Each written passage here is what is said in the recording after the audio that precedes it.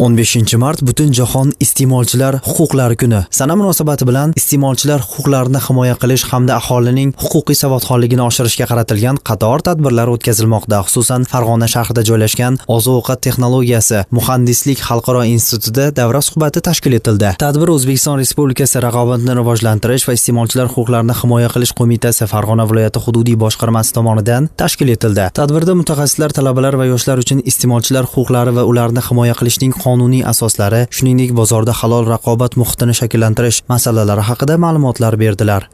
Bugungi seminarimizdan maqsad 15 mart Butunjahon iste'molchilar huquqlari kuniga bag'ishlab talabalarga tushunchalar berildi. Iste'molchilar huquqlarini himoya qilish to'g'risidagi qonun bo'yicha tushunchalar berildi talabalarga.